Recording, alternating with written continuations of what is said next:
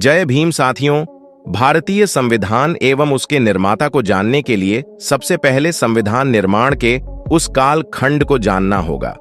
साथ ही यह भी जानना होगा कि वह लागू किस प्रकार हुआ और उसका प्रभाव समाज पर क्या पड़ा। यह समझना भी बेहद जरूरी है कि सही क्या है और बताया क्या जा रहा है।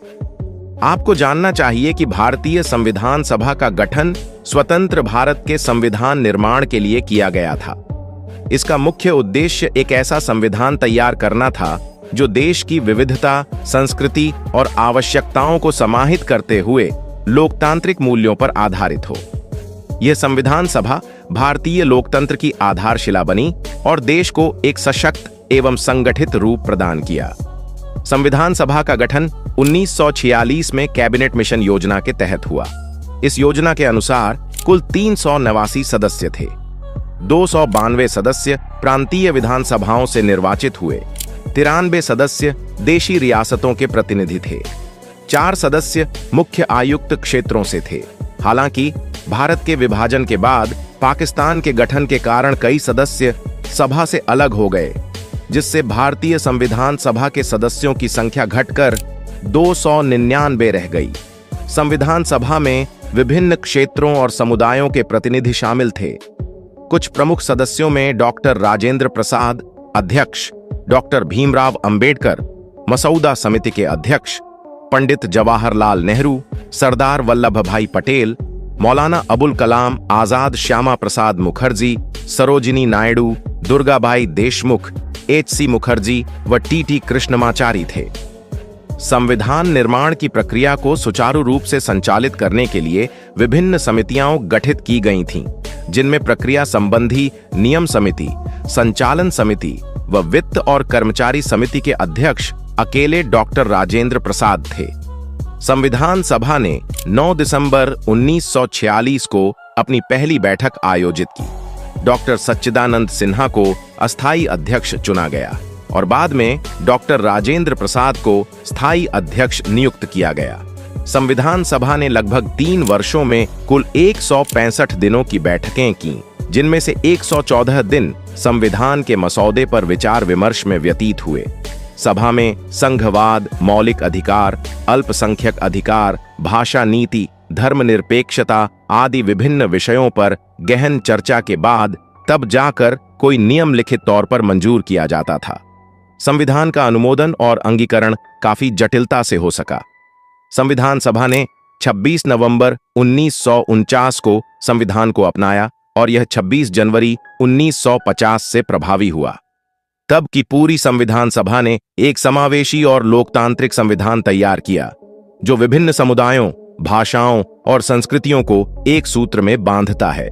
इसने भारत को एक संप्रभु, समाजवादी, धर्मनिरपेक्ष, लोकतांत्रिक गणराज्य के रूप में स्थापित किया, जहां नागरिकों को न्याय, स्वतंत्रता, समानता और बंधुत्व का अधिकार प्राप्त है।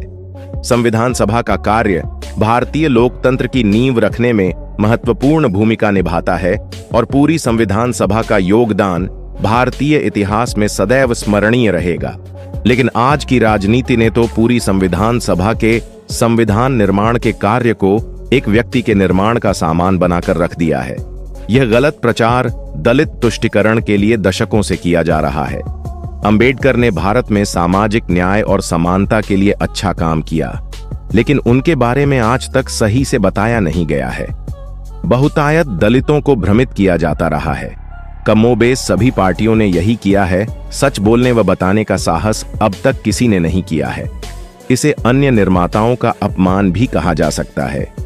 14 अप्रैल 1891 को मध्य प्रदेश के महू में जन्मे भीमराव अंबेडकर का जीवन संघर्षों की गाथा है। एक दलित परिवार में जन्म लेने के कारण उन्हें एक सीमा तक समाज की कुरीतियों और भेदभाव का सामना करना पड़ा। प्रारंभिक शिक्षा के दौरान ही उन्होंने जातिगत भेदभाव को भोगा और उससे उनको नफरत हो गई।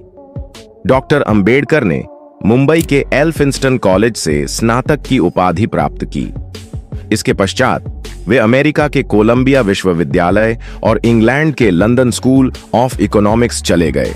वहां उन्होंने अर्थशास्त्र, विधि और राजनीति में उच्च शिक्षा प्राप्त की। उनकी पढ़ाई और शोध का केंद्र समाज के वंचित वर्गों को न्याय दिलाने पर आधारित था। आजादी के कई आंदोलनों के बाद 1947 में जब भारत स्वतंत्र हुआ, तब डॉक्टर अंबेडकर को स्वतंत्र भारत के संविधान मसौदा समिति, जिसे प्रारूप समिति भी कहते हैं, का अध्यक्ष नियुक्त किया गया।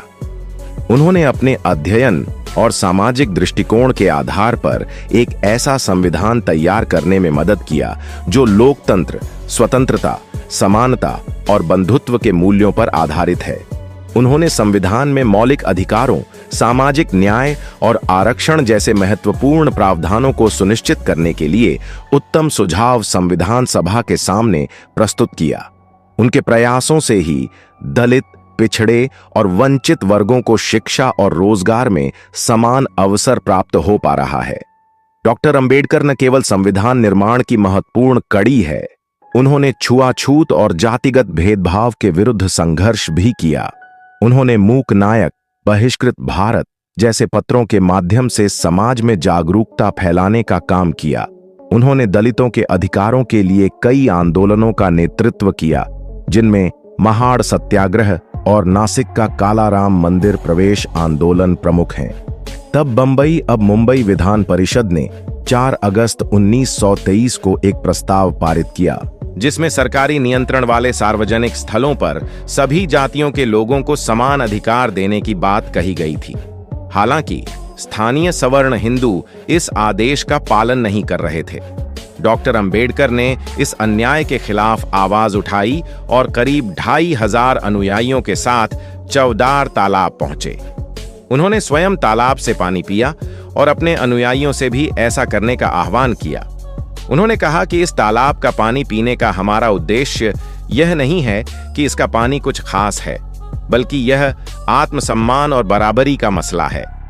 यह घटना तब सामाजिक समानता की दिशा में एक महत्वपूर्ण कदम थी, जिसने दलितों के अधिकारों के प्रति जागरूकता बढ़ाई। ठीक वैसे ही कालाराम मंदिर प्रवेश आंदोलन भी हुआ, जो दलितों के समानता के लिए था। इसको 2 मार्च 1930 को डॉक्टर अंबेडकर ने नासिक के कालाराम मंदिर में दलितों के प्रवेश के अधिकार के लिए कालाराम मंदिर सत्याग्रह के नाम से चलाया। इस आंदोलन में लगभग 15,000 दलित पुरुष और महिलाएं शामिल हुईं। मंदिर के पुजारियों और स्थानीय सवर्णों ने विरोध किया और मंदिर के द्वार बंद कर दिए। यहां तक ही नहीं, सभी सत्याग्रहियों पर हमले भी हुए, लेकिन उन्होंने अहिंसा का पालन किया। यह सत्याग्रह लगभग 6 वर्षों तक चला, लेकिन तत्काल सफलता नहीं मिली। बाद में डॉक्टर अंबेडकर ने महसूस किया कि मंदिर प्रवेश से अधिक महत्वपूर्ण दलितों की सामाजिक और राजनीतिक सशक्तिकरण है। उन्होंने कहा था कि दलितों का अंतिम लक्ष्य सत्ता में भागीदारी है। इन दोनों आंदोलनों ने भारतीय समाज में सामाजिक न्याय और समानता की दिशा महत्वपूर्ण भूमिका निभाई और दलित समुदाय के आत्मसम्मान और अधिकारों की लड़ाई में मील के पत्थर साबित हुए। डॉक्टर अंबेडकर का मानना था कि समाज में समता तभी आएगी जब शिक्षा और आर्थिक स्वतंत्रता सभी को मिलेगी। उन्होंने नारी सशक्तिकरण की भी पुरजोर वकालत की और महिलाओं को शिक्षा व कार्यस्थल पर समान अवसर दिलाने के लिए महत्वपूर्ण प्रयास किए। डॉक्टर अंबेडकर ने अपने जीवन के अंतिम वर्षों में बौद्ध धर्म को अपना लिया। अध्ययन और जीवन निर्वाह से वे इस निष्कर्ष पर पहुंचे थे कि जाति प्रथा और छुआछूत से मुक्ति पाने का एकमात्र मार्ग बौद्ध धर्म है। 14 अक्टूबर 1956 को नागपुर में उन्होंने अपने लाखों अनुयायियों के साथ बौद्ध धर्म की दीक्षा ले ली। उनका यह कदम भारतीय समाज में परिवर्तन की एक बड़ी क्रांति माना जाता है। डॉक्टर भीमराव अंबेडकर के संविधान निर्माण के प्रयत्न के समय की एक महत्वपूर्ण घटना और है, जिसको आप सभी को अवश्य जानना चाहिए। वह है हिंदू कोड बिल का प्रस्ताव लाना। स्वतंत्रता प्राप्ति के बाद डॉक्टर अंबेडकर को भारत के पहले कानून मंत्री के रूप में नियुक्त किया गया था। फिर 5 फरवरी 1951 को उन्होंने संसद में हिंदू कोड बिल प्रस्तुत किया, जिसका उद्देश्य हिंदू समाज में महिलाओं को समान अधिकार प्रदान कराना और जाति, लिंग तथा धर्म के आधार पर भेदभाव को समाप्त कराना था। साथ ही इस बिल के माध्यम से विवाह, उत्तराधिकार, गोद लेना और संपत्ति के मामलों में महिलाओं को पुरुषों के समान अधिकार देने का प्रस्ताव रखा गया था।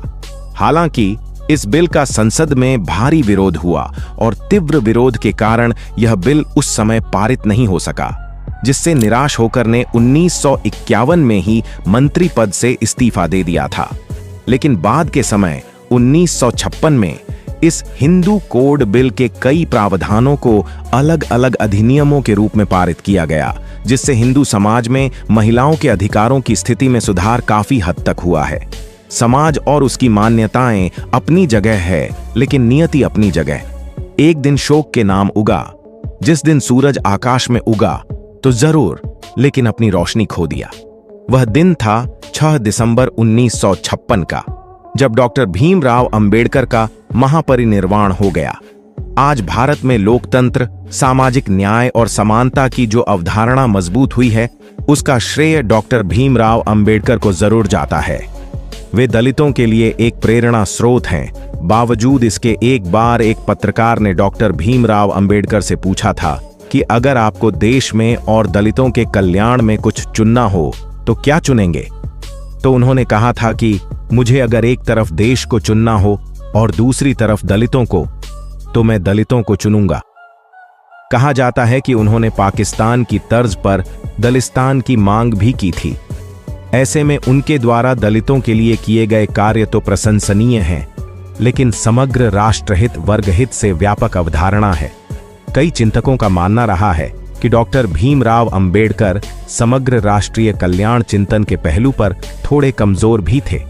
दलितों के लिए उनमें संवेदना थी, संविधान निर्माण में उनका योगदान था, लेकिन दलित हित और जनहित या सर्वहित दो बातें हैं, इसे समझना होगा।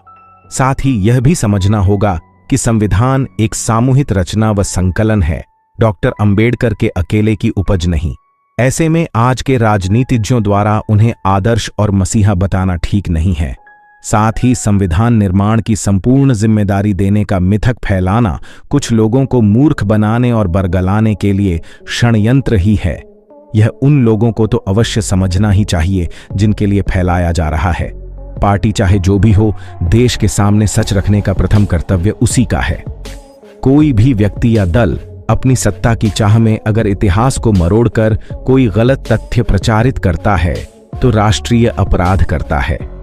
राष्ट्रीय अपराध अक्षम्य श्रेणी का होता है और इसे भविष्य क्षमा नहीं करता। आज की वीडियो में बस इतना ही। यदि आपको हमारे द्वारा बनाया गया यह वीडियो पसंद आया हो और आप चाहते हैं कि हम बाबा साहब के इस मिशन को आगे बढ़ाएं, इसके लिए आप हमें आर्थिक मदद कर सकते हैं।